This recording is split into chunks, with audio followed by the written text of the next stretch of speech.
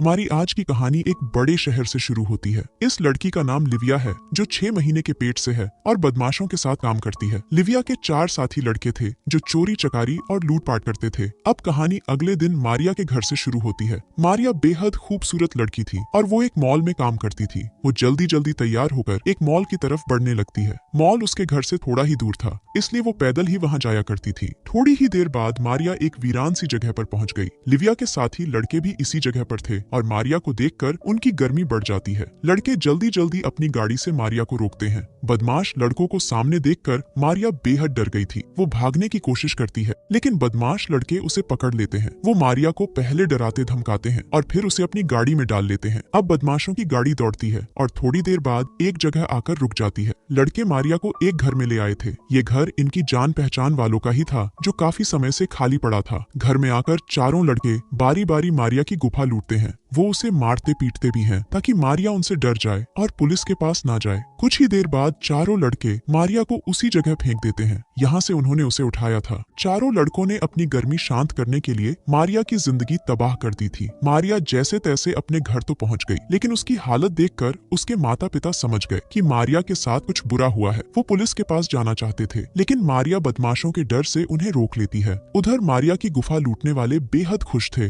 नीली शर्ट वाले का नाम जिमी जबकि दूसरे का नाम मैसी था। जिमी उसी लिविया का भाई था जो पेट से थी। जिमी और मैसी अपने बाकी साथियों का इंतजार कर रहे थे और जल्दी ही वो भी आ जाते हैं। आज ये बदमाश होटल में लूटपाट करने वाले थे। होटल में जो भी लोग ठहरे थे ये बदमाश उन सभी को लूट लेते हैं। रात को मैसी जिमी के साथ उसके घर जाता है। मैसी और लिविया का चक्कर चल रहा था और ये बात लिविया का भाई जिमी भी जानता था। उसे ये भी पता था कि लिविया के पेट में मैसी का ही बच्चा है। अगले दिन बदमाश लड़के बाजार में खड़े थे। मैसी अभी भी लिविया के साथ था, इसलिए बाजार में 3 ही लड़के नजर आ रहे थे। ये तीनों बाजार में औरतों को छेड़ रहे थे। इनके सामने से जो भी औरत गुजर रही थी ये उसे गलत बोलते थे। ये तीनों मैसी का भी इंतजार कर रहे थे ताकि आज भी कोई वारदात कर सकें। जल्दी ही मैसी और लिविया भी इनके पास पहुंच जाते हैं, जिसके बाद सभी एक गाड़ी में बैठकर आगे बढ़ते हैं। दूसरी तरफ नैन्सी नाम की औरत अपनी बेटियों को थिएटर के बाहर छोड़ने आई थी। इसी बीच बदमाश लड़के भी वहां पहुंच गए थे। नैन्सी की बेटियां जैसे ही थिएटर में जाने लगी तभी लड़के उन्हें पकड़ लेते हैं। जिमी मौका देखकर नैन्सी को लूटने लगा था। एक लड़की मैसी से लड़ने लगती है। मैसी उस पर हमला कर उसे बेहोश कर देता है और फिर लड़के दूसरी लड़की को उठाकर वहां से भाग जाते हैं। उनके जाते ही नैन्सी पहले मदद के लिए चिल्लाती है और फिर बेहोश लड़की को देखती है। थोड़ी देर बाद बदमाशों की गाड़ी एक वीरान सी जगह पर पहुंच गई।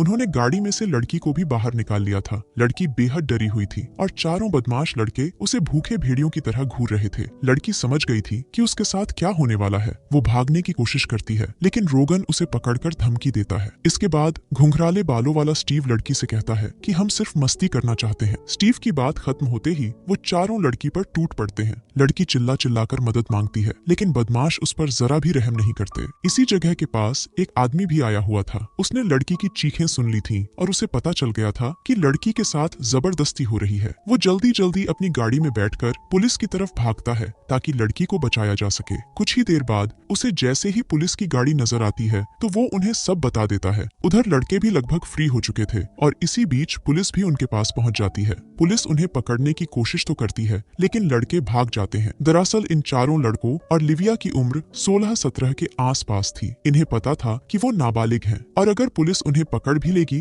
तो इन्हें सजा तो कम ही होगी। बस इसी सोच के कारण ये लोग बेखौफ होकर जुर्म पर जुर्म किए जा रहे थे। रात को लिविया एक बार में आती है। बार में कुछ शराबी बैठे थे। नशे में होने के कारण वो लिविया के साथ छेड़छाड़ शुरू कर देते हैं और तभी लड़के भी वहां पहुंच जाते हैं। लड़के यहाँ योजना बनाकर आए थे ताकि आराम से शराबियों को लूट सकें। देखते ही देखते वो शराबियों को लूट कर वहाँ से भाग जाते हैं। अगले दिन हमें स्कूल के बाहर एक गाड़ी नजर आती है। एक औरत अपनी बेटी को स्कूल छोड़ने आई थी। औरत का नाम क्रिस्टी था, जबकि उसकी बेटी का नाम डेंसी था। क्रिस्टी अपनी बेटी को छोड़कर वहाँ से चली जाती है और डेंसी अपने दोस्तों के साथ स्कूल की तरफ बढ़ने लगती है। रास्ते में बदमाश लड़के भी खड़े थे। डेंसी की जवानी देखकर उनके मुंह में पानी आ गया। वो जल्दी जल्दी डेंसी के पास आकर उसे पकड़ लेते हैं, जिसके बाद लिविया बाकी लड़कियों को चुप रहने की धमकी देती है। कुछ ही देर बाद सभी बदमाश फिर से एक वीरान सी जगह पर पहुंच गए थे। इस बार लिविया भी उनके साथ ही थी। डेंसी उससे मदद मांगती है, लेकिन लिविया कहती है आज हम दोनों मिलकर लड़कों की मलाई निकालेंगी। उसकी बात सुनकर डेंसी भागने की कोशिश करती है, लेकिन लड़के उसे पकड़ लेते हैं। अब देखते ही देखते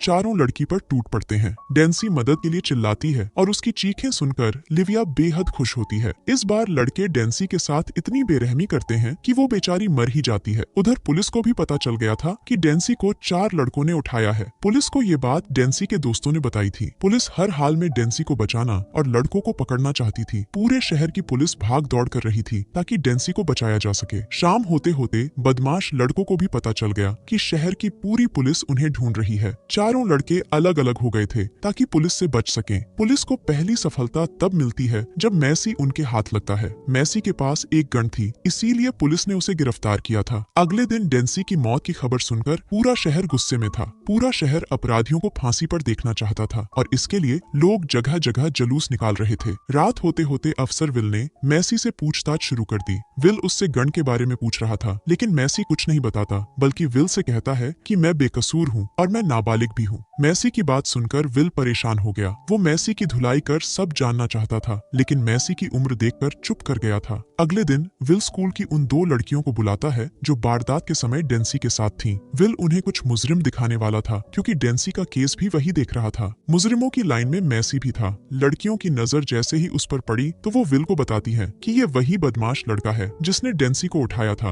वो विल को ये भी बताती है कि इसके साथ एक लड़की और 3 लड़के भी थे। लड़कियों की बात सुनकर विल हैरान हो गया था। उसे तो मैसी लूटपाट करने वाला लग रहा था क्योंकि उसके पास से गन मिली थी, मगर लड़कियों की बात सुनकर उसकी आंखों में चमक आ गई। मैसी को जब पता चला था कि पुलिस उसे खोज रही है तो उसने अपनी सुरक्षा के लिए गन उठाई थी। ये गन भी उसने किसी से छीनी थी। कुछ देर बाद विल उन सभी लड़कियों से मैसी की पहचान करवाता है जिनकी मैसी ने इज्जत लूटी थी। सभी लड़कियां विल को बताती हैं कि इसी ने हमारे साथ जबरदस्ती की थी और इसके साथ 3 लड़के भी थे। लड़कियों के बयान के बाद पुलिस ने भी मैसी की धुलाई कर दी। विल को अब कोई फर्क नहीं पड़ रहा था कि मैसी नाबालिग है या नहीं। उसे अब मैसी एक शैतान लगने लगा था। अगले दिन पुलिस मैसी को उसी जगह पर लाती है यहाँ डेंसी की लाश मिली थी। मैसी समझ गया था कि अब वो नहीं बच सकता। वो पुलिस को सब बता देता है कि मेरे साथ 3 लड़के और एक लड़की भी थी। वैसे इन लोगों ने जिन जिन लड़कियों के साथ जबरदस्ती की थी उनकी हालत आज भी बेहद खराब थी। कुछ लड़कियों ने अपनी जान दे दी थी जबकि कुछ पागल हो चुकी थी। दूसरी तरफ जिमी और स्टीव अभी भी बाजार में खड़े औरतों को छेड़ रहे थे।